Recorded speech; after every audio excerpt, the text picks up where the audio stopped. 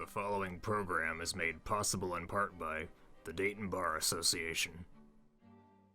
Okay, here we go.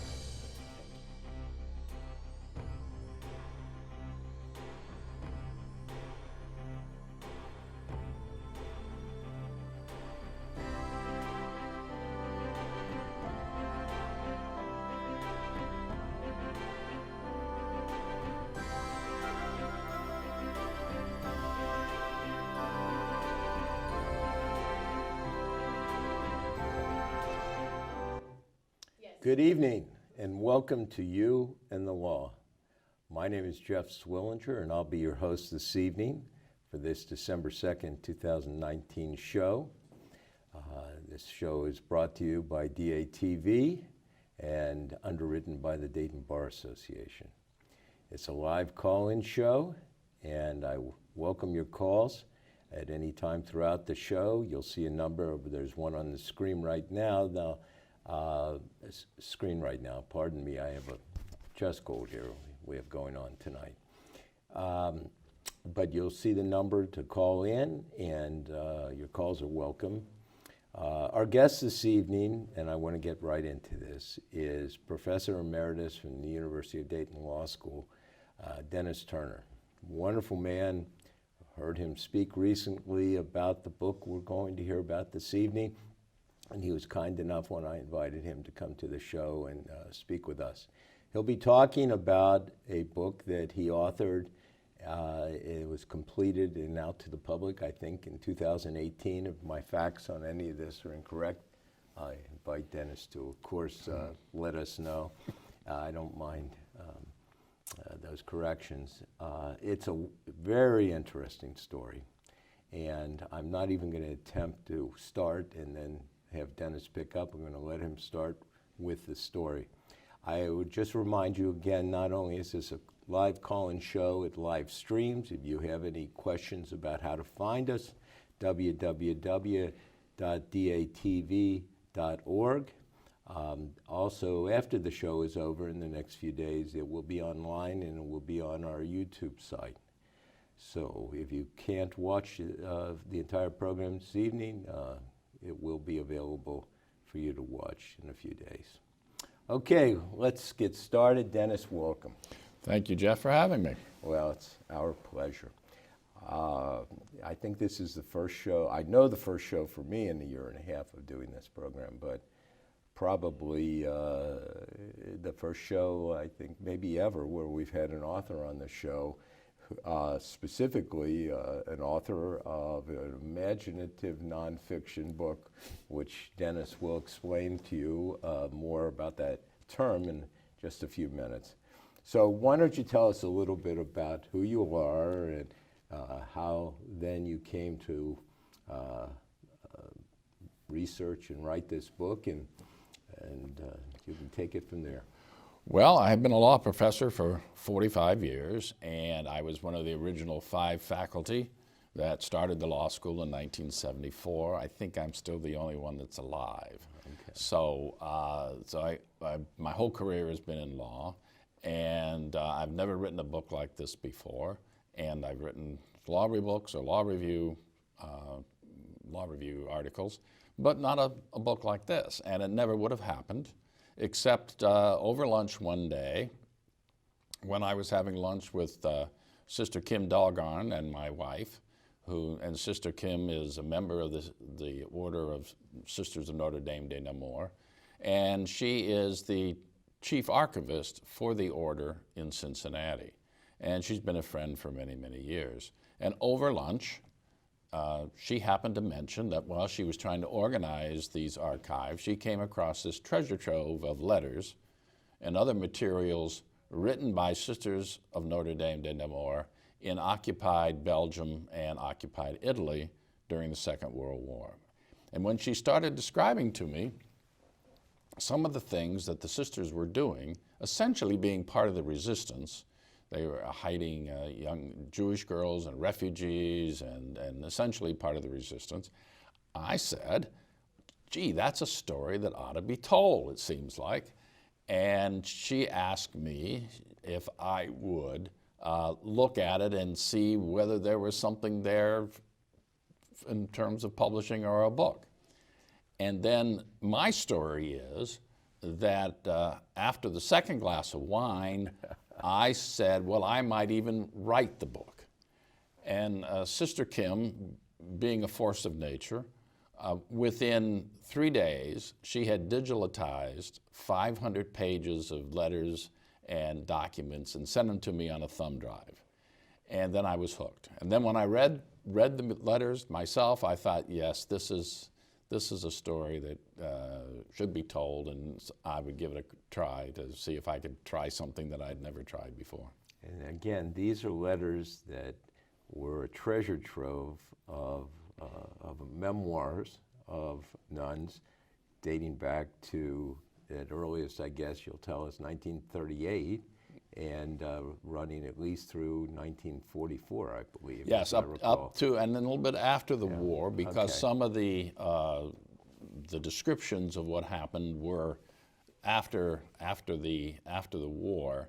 And again, throughout this book, I would say I have been the beneficiary of what I would call Turner luck. So many good things have happened to me since I've been doing this book. But one of the first thing I thought was that, I mean, these are letters written by Italian and Belgian nuns. On the screen we have a book, we have a copy of the front of the book. I'm sorry to interrupt you.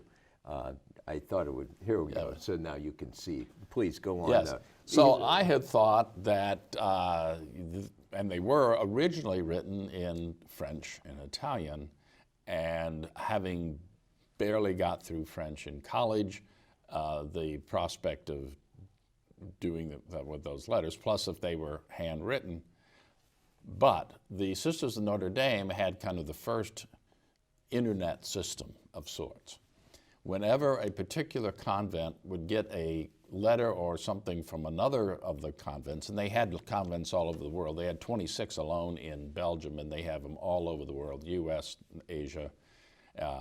And so they would be translated into English, typed, and mimeographed, and sent to every other convent in the world. So that was their communication system. So you would know if you were in a convent in Italy that what was happening as a convent in Japan, for example. You would eventually get that information.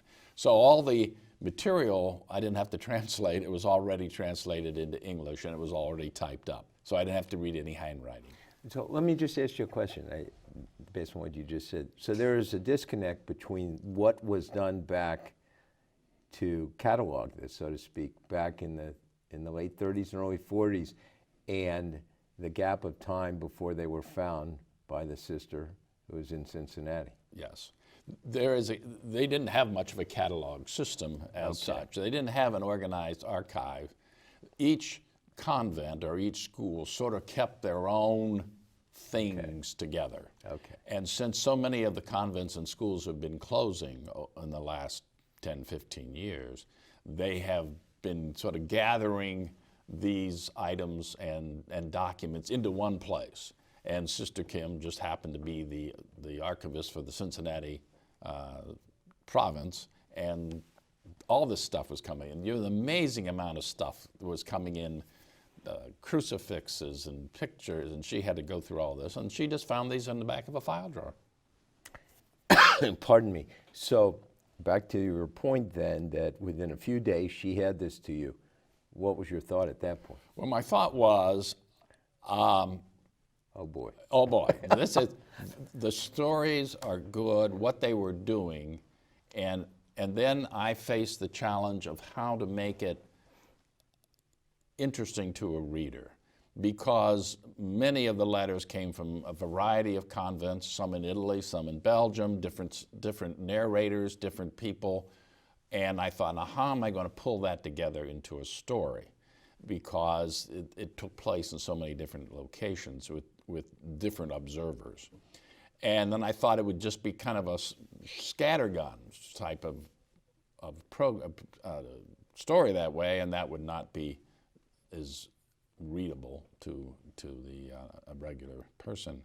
So I decided that what I would do is create a fictional order of nuns with a fictional narrator, Sister Christina, who could then pull all these stories into one or two locations in Belgium and make it a more coherent story, and also just have one perspective, a nun who was a fictional one. That cut me loose in a lot of ways, because as a fictional author and as a fictional protagonist, I was able to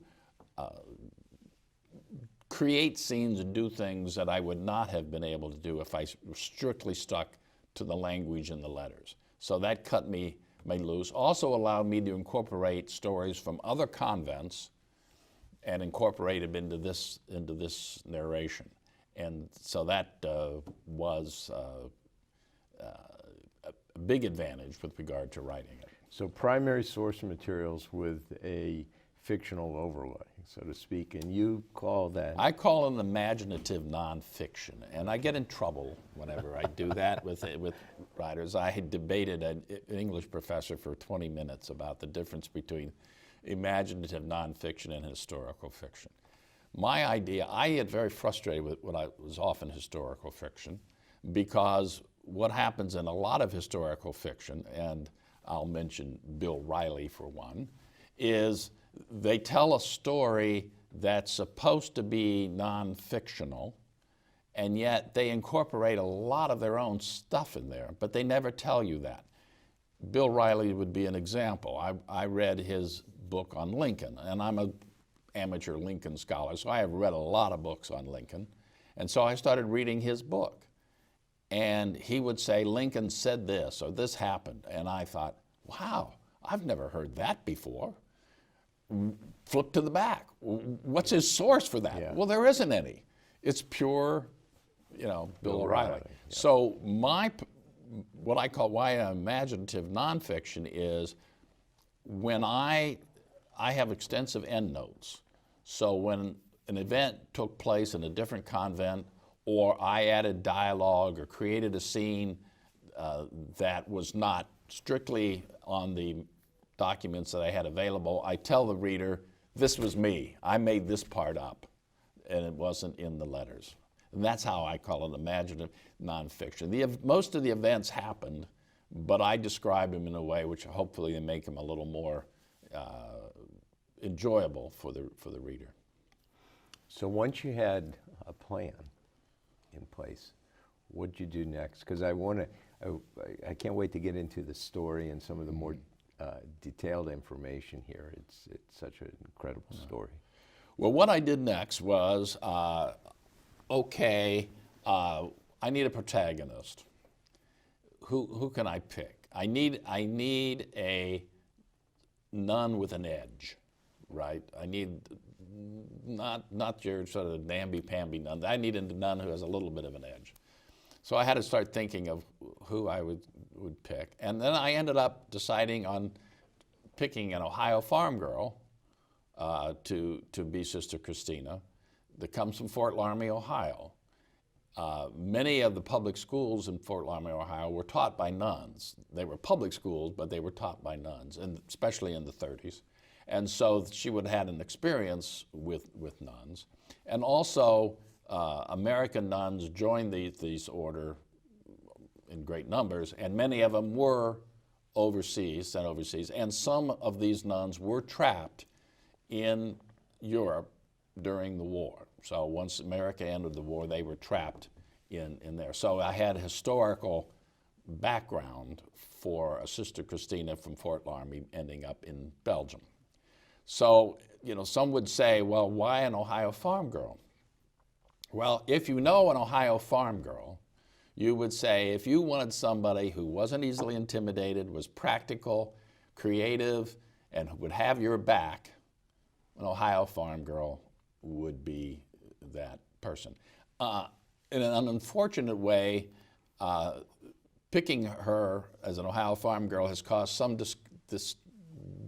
debate in my extended family. I have a lot of cousins up around Fort Laramie, and I have a lot of female cousins. And when we got together when this book was first launched, there was this argument between my cousins, my girl cousins, which one was Sister Christina based on.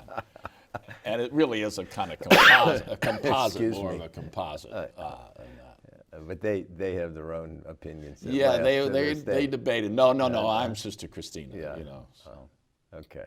No fist fights. No. Okay. Okay. So go ahead. After that. So after that, then I did research on what it would be like to go through a convent or go through the training, and that wouldn't have been in the letters. That was separate, independent research of just what are the kind of things you go through, and then had her shipped to Belgium and traveled to Belgium in 1938. So she was there during the build-up to the war, during the phony war that happened when in the early part of 1940, before Belgium was actually invaded. Enabled me to talk. What I liked about it, it also enabled me to talk about larger historical events, like the delicate tight wire act by the King of Belgium, trying to maintain Belgium neutrality because he's supposed to be neutral. Right. If he leans toward the Germans, the French come in. If he leans toward the French, the Germans come in and give him an excuse. So I was able to deal with some of those bigger geopolitical ideas. And early on, I imagine you learned that there was going to be a conflict here for Sister Christina and her fellow nuns over the vows that they took, what they brought to the table, so to speak, Yes. as they became nuns, and what they found when they got there. Well, one of the interesting ideas I enjoyed exploring on this is that these nuns, if you see the discipline and what they're ready, they are trained to obey. That is one of the, Sister Julia, who's the founder of the order that I sort of based this on, was big on obedience. She would say obedience is like the most important thing. And so here you have sisters, and they have these vows, and they have to follow orders, and they are sisters, Sister Christina being one of them, who didn't decide what they had for breakfast or what they wore. I mean, they weren't making decisions. And then with the war coming on, they were forced to be making life and death decisions for other people, and and that's a big change. And to go from this kind of protected environment in the convent to having to be out there and being faced with having to make the kind of decisions that affected the lives of other people.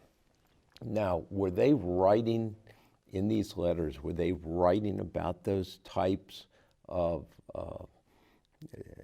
difficult decisions, those decisional moments, let's call them, that they were experiencing? I imagine every day, every week, every month, something was new, something that they really had not necessarily been trained for.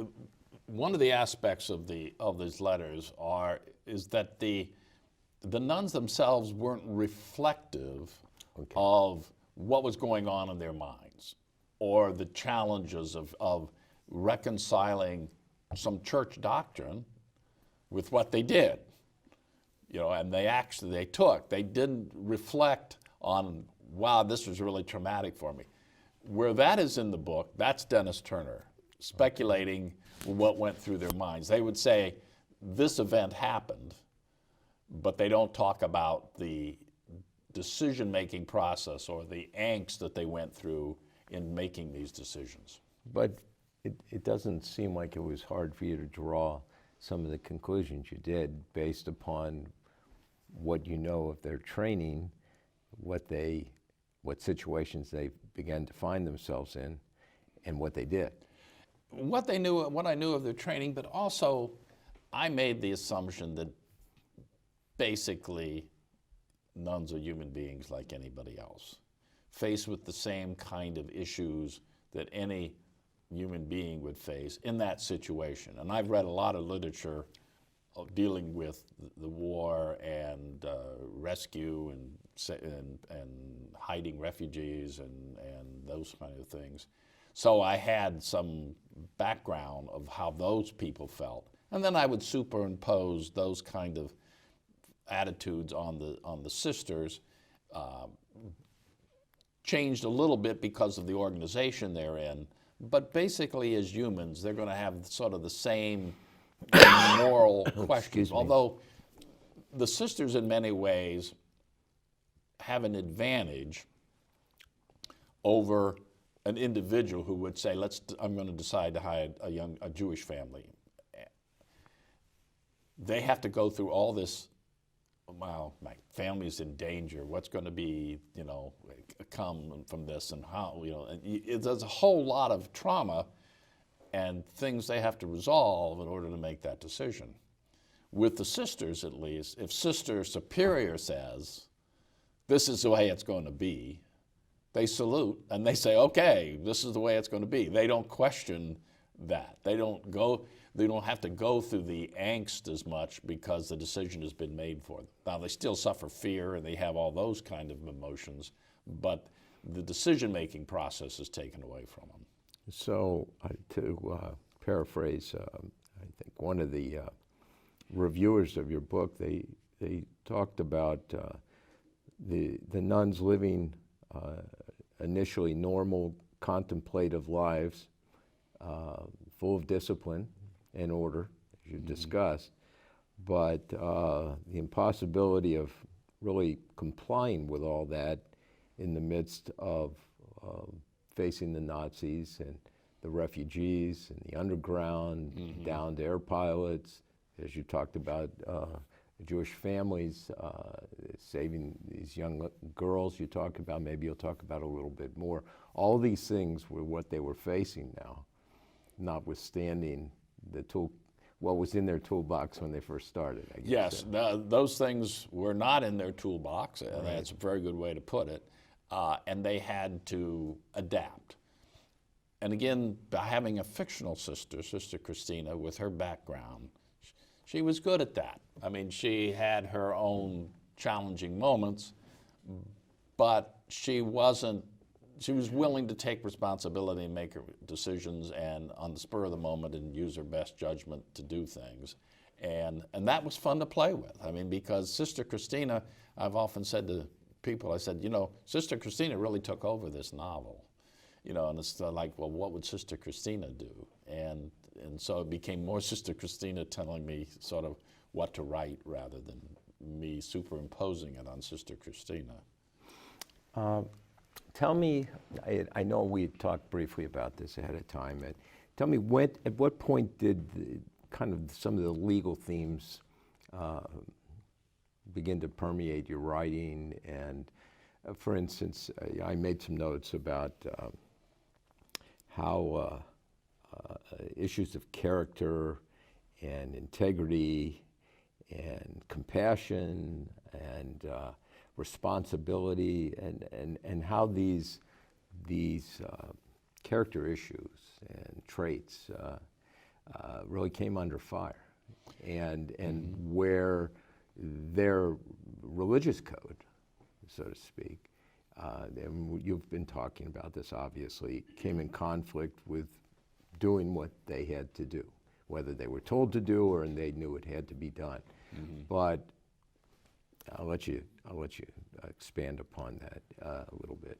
Well, of course, the very strict discipline and order of what was considered, and of course, layered on top of that, you have to remember it's the Catholic Church. The Catholic Church has, at those days particularly, had lots of rules and God-given rules that were imposed and say, well, God made these rules. And of course, the sisters, with Sister Superior, considered what she said an order from God. So you had all that. But there were times, I mean, certainly, for example, there was the prohibition against killing, and yet Sister Christina was put in a situation that have to identify whether or not German spies were trying to infiltrate and learn what they were doing, and they were posing as Americans, and she had to determine whether they were truly American pilots that were down or they were Germans masquerading as German pilots. And if she determined they were German, that was a death penalty. That was a death sentence for them. Certainly contrary to everything that she had been trained to do. And a more challenging one, and this is in part, Dennis has created this scene, and yet there is evidence in the materials that give me circumstantial evidence that something like this occurred. When the sisters were trying to escape from the invasion in Belgium, they were trying to head to France, like everybody else, or the western part of Belgium, and they were trying to get to France. Well, there was a rumor that was circulating among the French, and this is borne out by the original documentation, that German parachutists had landed and they were going disguised as priests and nuns. So here we have this group of nuns trying to escape, and this paranoia that's going on in the French countryside about they could be German spies. And so they got stopped a lot to be questioned and that. And at one point, the French officer was interrogating Sister Christina and trying to trip her up with some Latin phrases and that, which she, of course, knew better than that. And so there was concern. Okay, how are we going to do that? And she, in contrary to actually in risk of her own immortal soul, which is the greatest risk of all in their belief system, was she said, if you want to go in the back room, I'll prove to you that I'm a woman. And that was not, they didn't call her bluff. She wasn't sure whether that was, and my sister Christina, she wasn't sure she would have lived, whether it was a bluff or whether she would have gone through with that or not. But I mean, here was clearly a deviation from everything that she had been trained and believed, and that she would risk her immortal soul by doing this thing. For what she thought now situationally was an immediate, dare I say, higher purpose. Yes, we have to save these people, because she didn't know it at the time, but two of the sisters who were escaping with her were kind of fell behind and got hauled off by two drunken Frenchmen and lined up against the wall and shot from being spies. So I mean, the risk was really there, and so Sister Christina had to deal with that. One thing I also came across in preparing for tonight and then listening to your presentation recently, you went over to Belgium. Yes. Do you want to talk about that a little bit and how that influenced the story, if at all? And you did some firsthand research over there, I'm sure, and how that, particularly as in terms of what you were just talking about, and how they interacted with the local people and with the resistance, and what you learned from that. Okay, well, I have to start a little bit further back in terms of the people that I got to meet in Belgium. Again, it was pretty much a Turner luck, in that I was the facilitator for our jurist in residence at the law school. We bring in a noted jurist from in this case from England, who was a high court judge, and I would introduce him to local people. And one of the dinners, where the mayor was there and former city managers and that, there was one person who couldn't come to that, and I was asked, could this other person, who I did not know at all, come? And I said, sure. So during that dinner, I was mentioning this book and what I was doing. And then after dinner, this woman says to me, she said, you know, Dennis, you might want to talk to my friend Andre Bognar, because she was in occupied Belgium. She lives in Yellow Springs, and she was in occupied Belgium during the war when she was a child. I said, oh, okay. So I had lunch with Andre, who was out in Yellow Springs, and delightful person. And then she says, oh, you're going to Belgium. Would you like to meet my sisters, 2 sisters, who are there in Louvain? And of course, they were a little older. They remember more things. So we arranged, when we were over there, to meet Mimi and Teresa. These folks are approximately how old? Well, they were, she was 9, and at the time, but yeah, at the time. Now she's 80. Okay. Or some, yeah. Okay. I can't figure the number. In fact, you probably won't want me to say. Okay. So go over there and meet them. Again, this is a serendipitous type of thing.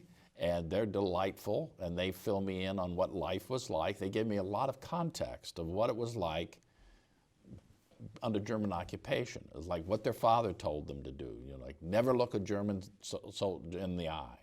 You never make eye contact with them. You know, and all these instructions. And a new set of rules. And a new set of rules, and still having to deal with bombs falling and everything like that. And their father's store got destroyed by American bombs. Most of the destruction was American and British bombs, and that. So, so I started to explore the town where I'm set. This is Saint-Hubert, which is in the Argonne and is just west of Bastogne, which is fairly famous for the Battle of the Bulge. And Saint-Hubert was reoccupied by the Germans during that Battle of the Bulge. So I'm exploring these towns. And your story, don't forget to tell us, your story started in roughly 1938-39, and it continued on really past 1944, but there was a period of time where it appeared as though the war was ratcheting down, and then came the Battle of the Bulge. If you want to talk about that a little bit. In September of 1944, Belgium was liberated by the Americans and the British. Everybody obviously very happy, and they're thinking, everybody was thinking, including the Americans, that the Germans were beat, and that they were just a matter of time before they would end up the German army being destroyed. Well, as we now know in hindsight, the Germans were building up a huge force to the east of the Ardennes and launched this invasion of 300,000 troops, trying to cut into Antwerp and totally unexpected. And so they reoccupied part of Belgium, including the town of Saint-Hubert. But they didn't occupy Bastogne because that's where the 101 the paratroopers held out, and a fairly famous story about their holdout. So Saint-Hubert, as I'm visiting there, and I'm traveling, I'm walking around taking pictures, and I go to the convent where the story is set, and taking some pictures. And while I'm there, there's a gentleman that came up and he put some letters in the mailbox for the convent. And I tried my French. I thought, try out my French, and asked him if he knew the sisters, and he smiled and very graciously said, "Would you rather speak in English?" And I said, "Well, I really would." So I told him while I was there, and then he says to me, he says, "You know that oratoire there, that chapel that you see there, that was rebuilt by my grandfather after the war, and I have pictures." So I incorporated his story into the book, and that thing happened over and over again. And I have to tell the story about Sam Lobert, who also I incorporated in the story. A current resident of Dayton. A current resident of Dayton, wonderful man, and he was in one of my lifelong learning classes at the University of Dayton, and he sat right in front of me at where the podium was. And I mentioned this book and about the sisters hiding young Jewish children and that. And he practically leaps out of his chair And he says, I was one of those hidden children in Belgium. So of course I had to have lunch with Sam and got his story, and I incorporated his story into the book. So those kind of things kept happening to me all the time, which made me think this was a book that should be meant to be published and meant to get out there. So how long did it take you to get the basic research together before you actually It took me about 6 months. Again, because I had 500 pages of letters and other documents. I mean, to me, that this seems would not like have a short happened. period of time. This would not have happened. I never would have been able to do. I'm too slothful to go and dig this stuff up on my own. But this dropped in my lap. And so I had that advantage. And then so I did, 6 months or so of research. And I think the research went on while I was writing. To me, the way I usually write is I get the first paragraphs written, and then the next paragraph sort of comes, and then the next paragraph, and then it sort of proceeds. I also knew how I was going to end it, which is something I learned about writing, is that's very important. You had a good end where you could end it and then not have to sort of drag out and have this sort of anticlimax stuff. You ends nice and neatly. So I knew how that was going to end. And then I just put the pieces together as I went. Wow, it's quite a story. Yes. Quite a story. Well, let me tell you then about the part of the story that got me in the most difficulty with Sister Kim. Sister Kim reviewed this book and looked at it before I got it published. And she said, I had it about 95% right. Well, in my mind as a teacher and a professor, if you've got a 95%, that's an A+, right? I mean, that's pretty good. But she had a problem with one of my scenes. There is a scene in which, well, let me back up a second. In the original documentation, it describes how this one convent had built an alarm system because they had hiding places for all the refugees and that. But if there was a quick incursion by the Germans, they had to have time to get to those hiding places. So in this convent, Sister Superior told a young, German-speaking Swiss nun that she should go out and meet them originally and try to delay them as much as possible. See, now as a lawyer, that is some circumstantial evidence. She didn't say send out some ancient nun on a walker, set out a young, and so that to me thought, that meant she's supposed to flirt with them a little bit. So I created that scene in which Sister Christina practices in front of the mirror to learn how to flirt, which was fun to write because you had to try to picture a nun trying to figure out how to flirt. Eventually, after lots of practice, she comes up with a methodology, which she uses, and successfully, because as you might, again, think of a German Wehrmacht officer who's much more of a polite type anyway, he wasn't Gestapo, this nun who's an attractive nun, even in a habit, sort of flirts, that sort of takes him aback. I mean, that sort of puts him off his stride, right? So anyway, I have that scene. But that's a scene that Sister Kim objected to and had problems with it. But I ran that scene by a whole lot of other sisters and priests afterwards, and they said it makes absolutely good sense. Now, in terms of her objection, I can assume that she thought it was a bit improper. Why don't you describe what she thought? I think she was concerned. She said, well, Sister Superior would never send out a nun and put him in that risky position. Oh. And my response, and the response really of a lot of other nuns and other orders and priests that I've talked to on this, I said, well, yeah, this is a life and death situation, it would not be unreasonable for that to happen, and because those, as I was saying, those rules go out, it does put her at risk. But they're at risk, terribly at risk anyway, right?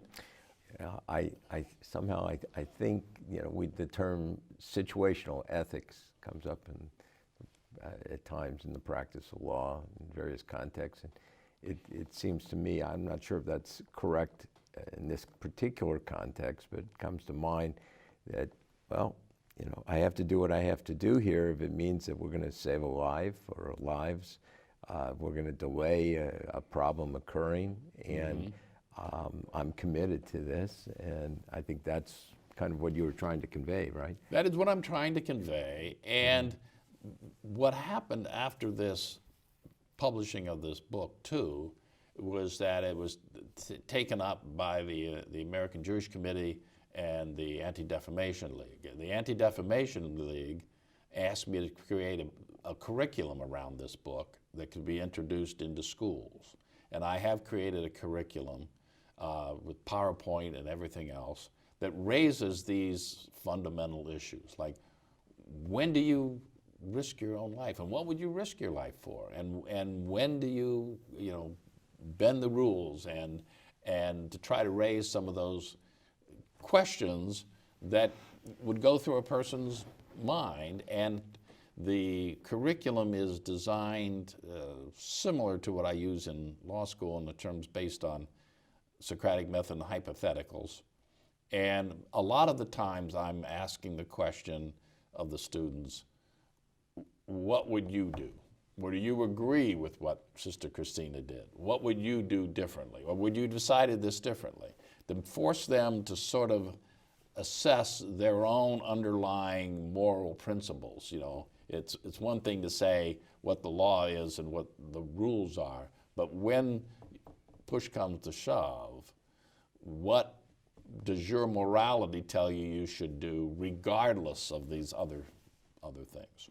You see, now you've helped me out here. You've kind of tied this together or brought us back around to where I wanted to go relative to making sure that people felt that this had something to do with the law. And this does very much so in my mind.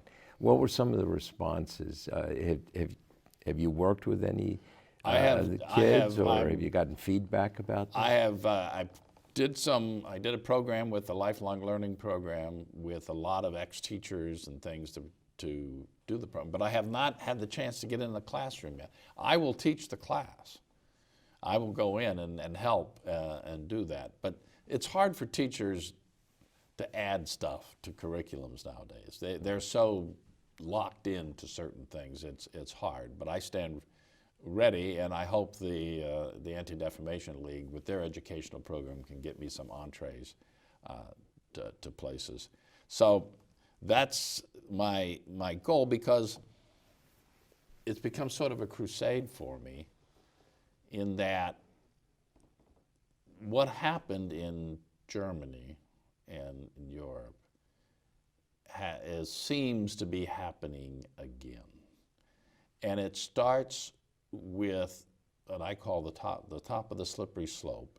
It starts off with stereotyping and those kind of things, which ultimately lead to ostracism and then laws, and you get, in the end, death camps. I mean, that's the slippery slope.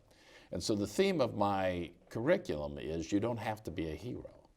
The nuns and those people had to be heroes. You have to be a hero to stand up to thugs like the stormtroopers and that. You have to be a hero. I mean, you got to have a hero type. But at the top of the slippery slope, when you're faced with the stereotyping and the kinds of comments and the things that people you hear at a cocktail party, there we can push back without having to be heroes. But there is where you need to have it done to stop the momentum from the slippery slope. And so that is one of my goals for the curriculum, and it's also one of the goals of my talks that I give, is to talk about how this starts off not benignly, but it's like, oh, yeah, they say these things, but I don't want to make an issue of it. I don't want to say, so I'll let them say obnoxious things and not push back. Are these the kind of things people are relating to you when you have conversations with them after your presentations? Yes, they happened. One happened. The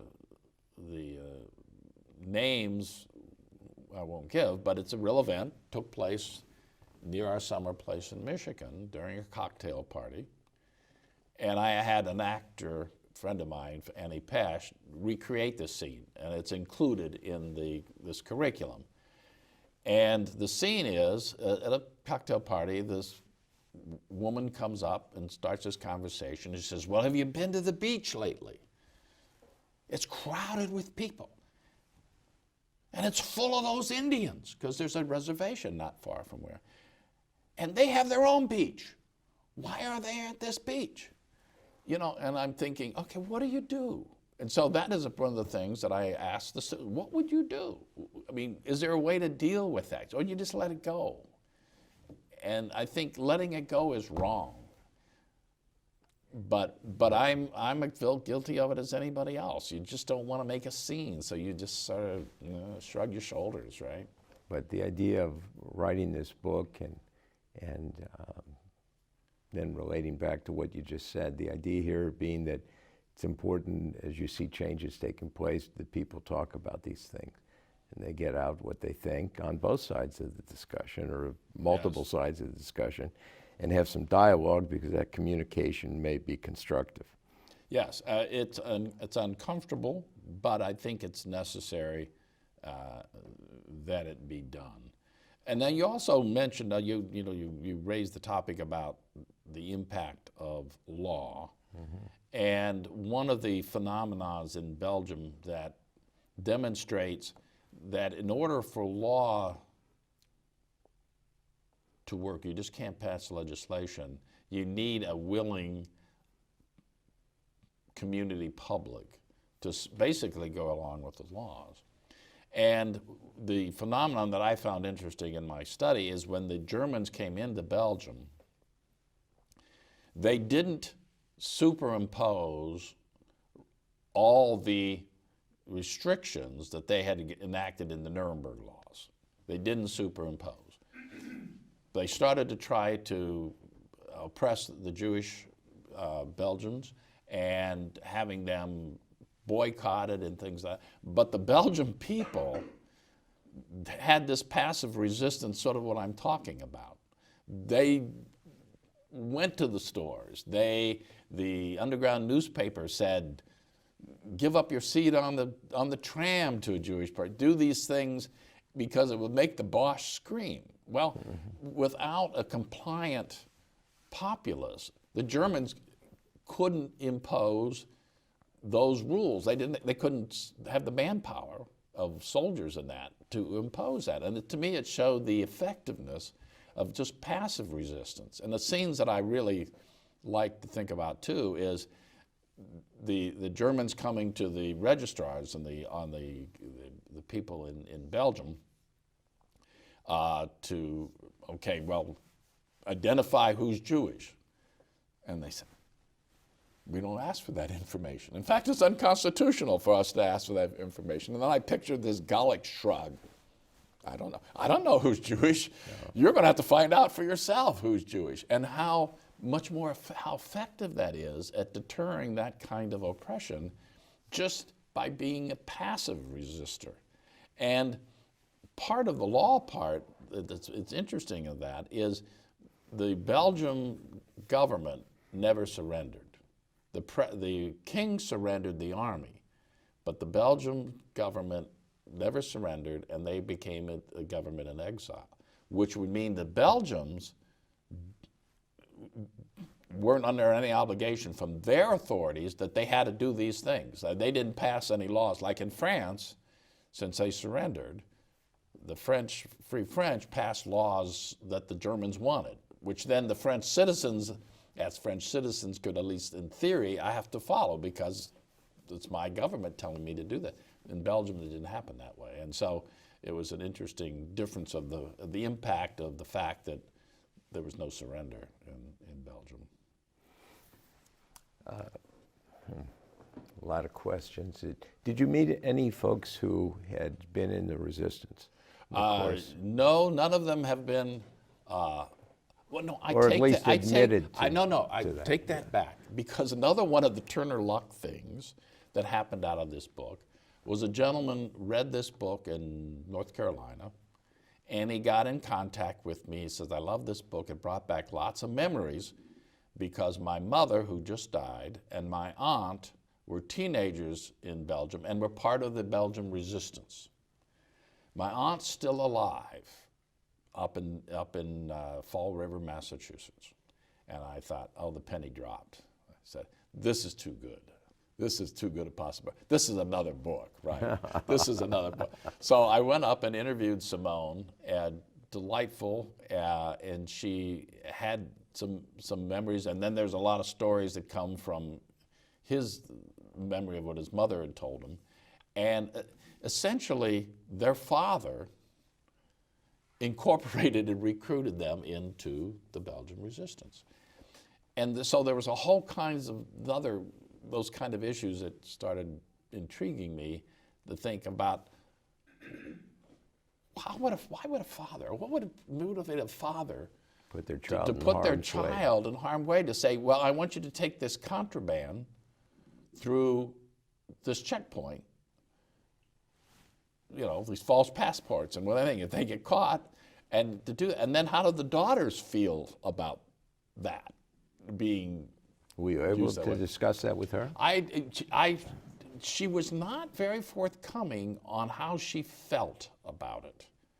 It's almost like she's blacked out certain things that happened. But I do know some of the stories from that happened. For example, the one sister was carrying contraband through this checkpoint with her father, and the Germans stopped her. She had the stuff with her, and they started talking to her, and the father says, "Now, what are you talking to her for? You know, leave her alone."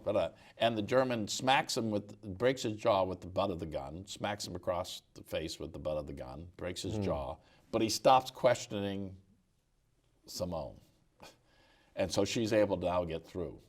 And that was one of the incidents. Another fascinating incident was when the Germans heard that he had been on the run, came back to his daughter who had scarlet fever, and came back to the house, and somebody must have reported him in the house. So the Germans come. He hides under the daughter's bed, and they're searching the house, and they come to that room, and the mom is so cool, or the grandmother in this case, so cool. She says, well, you can search this room, but you know, she has scarlet fever and she is infectious, but go ahead and search the room if you want. So the German soldier just sort of looked around and said, okay, and left. But he's hiding under the bed. Oh my! You know, so those are those kind of stories that just, again, through luck and then through the writing of this book, it got me to meet some people, interesting people. Is there another book in this? My wife says I should not do it, but I think she had to be on the roller coaster of this thing. It's a roller coaster ride when we're writing a book. And but I think she's reconciled herself. And right now we're planning another trip back to Belgium, and hopefully we'll line up some things to do back there and do the research. And I don't know, we'll see what will happen. Did you find any new primary resources in the course of doing your research that you'd go back to and look at in terms of maybe that next book, or even a, yes, even a short there's a story? lot of information, and this is the part that's more of a deterrent. Is there's a lot of books on people in the resistance and what was done, and some really good stories. In fact, the one that just came out, like the name escapes me, about a light, something with a different light. Took a great book. but there's a lot of those out there. So one of the things that I have sort of learned in writing, you have to have a hook. I mean, you've got to have something that's different from the other genre, other books in the genre. And this one I thought two things. One, the father recruiting the daughters, and the daughters, and then the rivalry, potential rivalry between the daughters even, that sets up a dynamic. And then I'm also, in the novel side of me, I'm thinking of having as a boyfriend someone who's a member of the Rexist party, who is the fascist party in Belgium. And then that sets up another interesting dynamic. So I have some ideas. And the story has the ending. Remember I said about an ending. It so happened that these two sisters married GIs because of an address they got wrong. These two GIs, after the liberation, got information that there's two young Belgian girls here. So they went to this address, and the person that said, well, no, nobody here. But across the street are two Belgian girls. And so they went over there and introduced themselves, and they end up marrying those two GIs and coming to the U.S. So that's a nice end to the story. You know, throughout this discussion here, I've had chills at different points, and I imagine you must have had many of those moments throughout all this as you heard these stories. Now I don't mean to make light of that, but I think we've just got literally seconds left. Where can this book be ordered and purchased? This book is available on Amazon, and I have a website, which I think which is DennisJTurner.com, and it'll have a button where you can press and get the book. It's also available at Ghost Lights, at Dayton History, at the Carillon Park, and a number of other locations, but primarily Amazon and the website. Okay. Wonderful, wonderful story, and thank you. Well, thank you for having me. Well, it's been a real pleasure. What did you do during the war, Sister, by Professor Dennis Turner. Evening's come to a close. Thank you for being with us tonight. We'll see you in January. And again, this program will be on YouTube probably in the next 48 to 72 hours. Just go to datv.org and make sure you put in Dayton, Ohio. Sometimes you get some unrelated site. And give you an opportunity, if you haven't seen this or all of it, I always think it's funny that I'm telling someone who's not watching the show to go to that, to the YouTube site. But nonetheless, we thank you for tuning in, those of you who were able to do so, and those of you, again, who want to see it on YouTube, be available soon. See you next month, and thank you very much. Good night.